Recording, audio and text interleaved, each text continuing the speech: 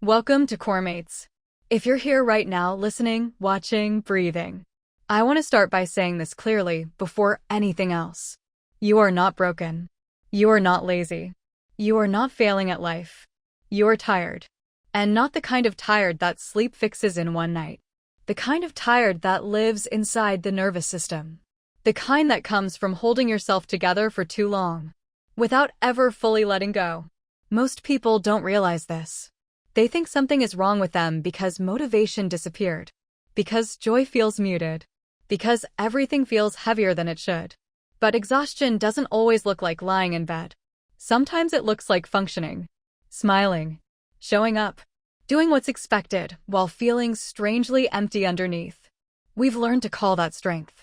But often, it's survival.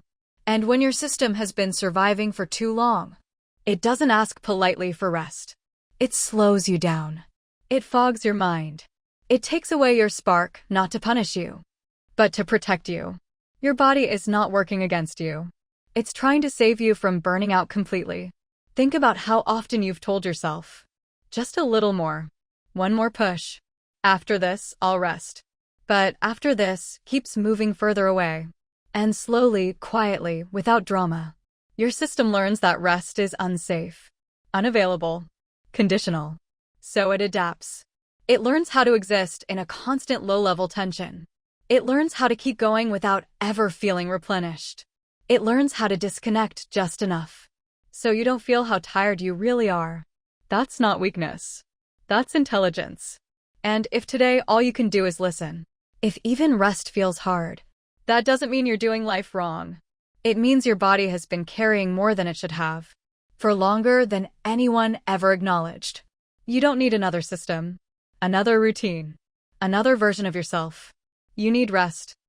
Not as a reward, not as a luxury, but as a human requirement.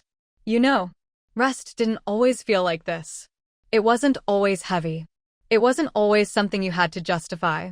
Somewhere along the way, rest stopped being a human need and quietly became a reward. And most of us don't even remember when that shift happened. It happened slowly, through comments, through praise, through what was celebrated and what was ignored. You learned it in school, without anyone saying it directly. The kids who were tired were lazy. The kids who pushed through were strong. Breaks were something you were allowed only after you performed well enough. And your body noticed. Then it followed you home, into families where rest was suspicious, where being busy meant being responsible, where sitting down too long triggered comments like, "Must be nice. Already tired?" You didn't even do that much. Even if those words weren't meant to hurt, they trained something deep inside you. They taught your nervous system a rule. Rest is only safe after productivity. So your body learned to stay alert, to stay slightly tense, to stay ready. And then adulthood came. Work culture didn't undo that lesson. It perfected it. You were praised for answering emails fast, for being available, for pushing through exhaustion, for hustle, for grind, for always doing a little more than was asked. And rest?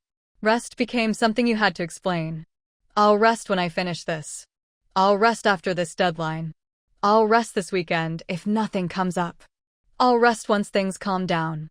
But things never really calm down, do they? So your body never gets the signal that it's allowed to stop. And here's the part no one tells you. Your nervous system doesn't understand capitalism. It doesn't understand productivity metrics. It doesn't understand social expectations. It only understands safety. And when rest is always delayed, your body learns that stopping is dangerous. That slowing down might mean falling behind. That resting might mean losing worth. That pausing might mean being judged, replaced, forgotten. So even when you finally lie down, your mind doesn't. Your body stays half on. Your thoughts race. Your chest feels tight. Your phone stays close. Your brain keeps scanning for what you should be doing instead. That's not a personal failure. That's conditioning. You weren't born feeling guilty for resting. You were taught. And the guilt you feel now? It's not proof that you're lazy. It's proof that your system learned to survive in a world that confused output with value, that confused exhaustion with importance, that confused being needed with being worthy. So when someone tells you, You just need more discipline. You just need better habits. You just need to push through. They're missing the truth. This isn't about motivation. It's about unlearning a belief your body has carried for years. That rest must be earned. That stillness is suspicious. That slowing down means falling apart. But your body? Your body has been asking for rest long before you allowed it. Not because it's weak, but because it's wise. And the work now isn't to force yourself to rest perfectly. It's to gently question the role you were given. Who decided I had to earn this? Because rest was never a reward. It was always a requirement. When rest is withheld for too long, the body doesn't rebel loudly at first. It whispers. And most of us don't know how to listen to whispers. So the body tries again. It tightens your shoulders a little more. It shortens your breath. It makes your sleep lighter, less restoring. You wake up tired, even after enough hours. Your thoughts feel foggy. Your patience gets thinner. And still, you keep going. Because you've learned to interpret these signals as weakness. As something to push through. As something to override. But here's the truth we were never taught. Your body does not break because you're lazy. It slows you down because it's been protecting you for too long without relief. When rest is missing, the nervous system doesn't just get tired. It gets stuck. Stuck in alert. Stuck in tension. Stuck in survival mode. Your body starts acting like the world is an emergency, even when nothing is actively wrong. That's why small things feel overwhelming. Why emails feel heavy. Why decisions feel impossible. Why you feel guilty for resting but exhausted when you don't. It's not a mindset problem. It's a physiological backlog. And the longer rest is postponed, the more the body adapts to functioning without it. Which sounds impressive, but is actually dangerous. Because adaptation doesn't mean health. It means compensation. Your muscles stay tight because they forgot how to soften.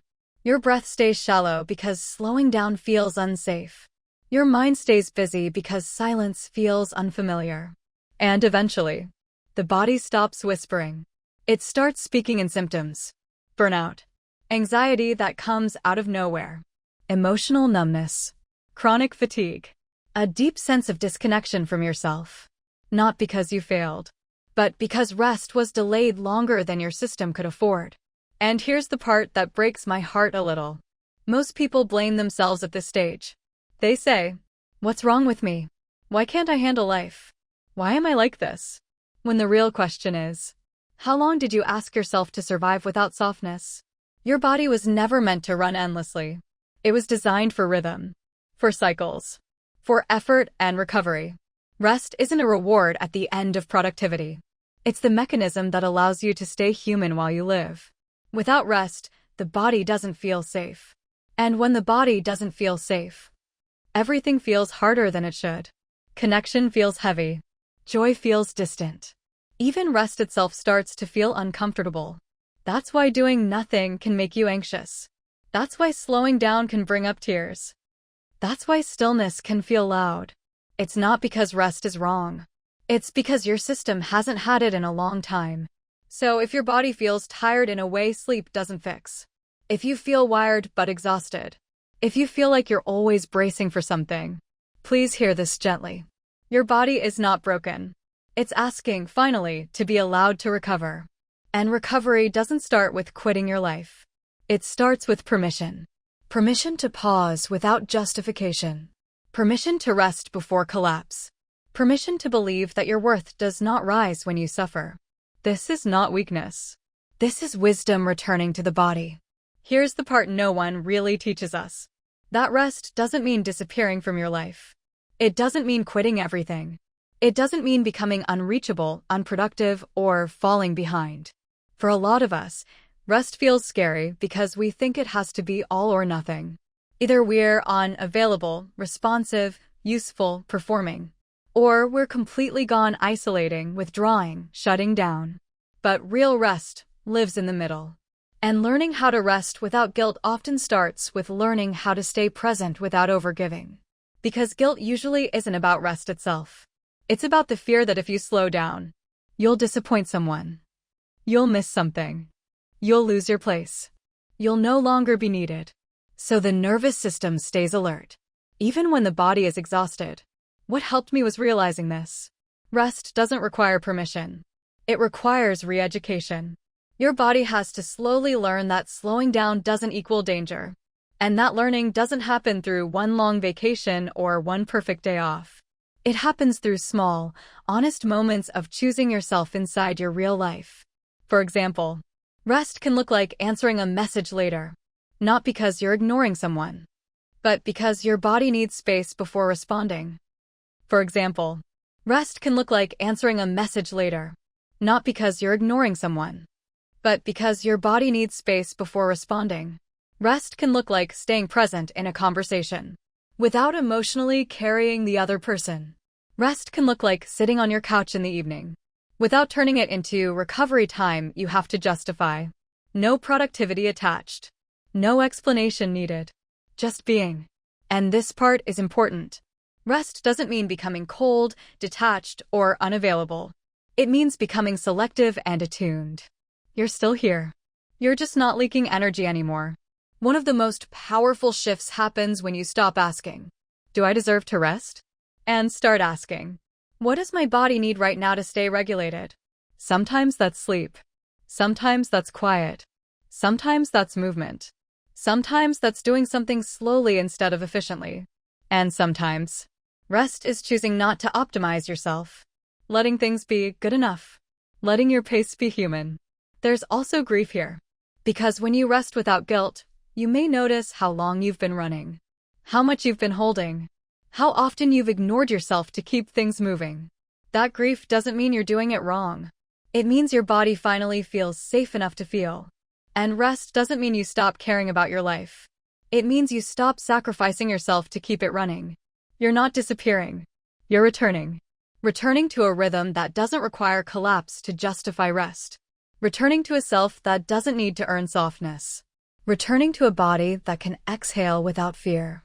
And the more you practice resting like this, inside your real life, inside your responsibilities, inside your relationships, the less guilt has a place to land. Because your system learns something new. That rest isn't the opposite of living. It's what makes living sustainable. There's something I want to reframe gently here. Rest isn't just recovery. It isn't just charging your battery. And it's not a luxury you earn after exhaustion. Rest is resistance. And I don't mean that in a loud, protest sign way. I mean it in the quietest, most radical way possible. Because every time you rest in a world that profits from your depletion, you are choosing not to disappear into usefulness. You're choosing to stay human. We live inside systems, social, economic, cultural, that benefit when you're tired enough to doubt yourself, busy enough to stop asking questions, and disconnected enough to confuse productivity with worth. So when you rest, you're not being passive. You're saying, "I refuse to measure my value by how much I can endure." And that's powerful. But rest is also repair. Because so much of what we carry isn't visible. You might look fine, functioning, getting things done. But underneath, there can be years of tight shoulders, shallow breaths, unfinished emotional cycles, grief that never got space to land. Rest is where the body finally gets to finish what it started. It's where the nervous system says, "Okay, now that we're safe enough, let's release this." That's why sometimes, when you finally stop, you don't feel peaceful. You feel emotional, or heavy, or strangely sad. That doesn't mean rest isn't working. It means it finally is. Because healing doesn't always feel like relief at first. Sometimes it feels like truth rising to the surface. Gentler. And then there's the part of rest we don't talk about enough. Rest as remembering who you are. Before the deadlines. Before the performance. Before the pressure to be impressive, available, agreeable, successful. When you rest, real rest, you start hearing yourself again. Your preferences. Your limits. Your quiet wants. You remember what music you actually like. What pace feels natural to you. What kind of connection nourishes instead of drains. Rest gives you back your inner voice. And maybe that's why it feels so uncomfortable at first. Because silence makes room for truth. I want to say this clearly, especially if you're listening and feeling emotional right now. You don't need to earn your right to rest. You don't need to justify it. You don't need to explain why you're tired. Your exhaustion is already evidence enough. And even more than that, your existence is enough. So if today rest looks like doing less, or doing nothing, or choosing slowness when everything in you is taught to rush, let that be enough. Let that be the moment you stop abandoning yourself. Because rest isn't quitting life. It's how you come back to it. So if you're listening to this right now, maybe lying down, maybe walking, maybe doing something else while your body quietly asks for a pause, I want you to hear this clearly. You don't need to do anything after this. You don't need to optimize this rest. You don't need to turn it into a routine or a habit or a better version of yourself. Rest doesn't ask for productivity.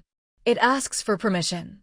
And maybe, for the first time in a long time, you're starting to realize that the exhaustion you've been carrying wasn't because you weren't trying hard enough. It was because you were trying all the time. Trying to be good. Trying to be useful. Trying to be strong. Trying to be okay. And rest, real rest, is the moment you stop negotiating your worth. It's the moment your body exhales and says, I'm allowed to be here even when I'm not proving anything. You might notice something subtle after this episode. Not dramatic. Not instant. Maybe you breathe a little deeper tonight. Maybe you cancel something without over-explaining. Maybe you sit still for 30 seconds longer than usual. And nothing bad happens. That's how rest begins. Not as a revolution, but as a remembering. A remembering that you existed before the pressure. Before the expectations. Before the version of you that learned to survive by staying busy. And as you practice this, gently, imperfectly, you might find that rest doesn't take you away from life.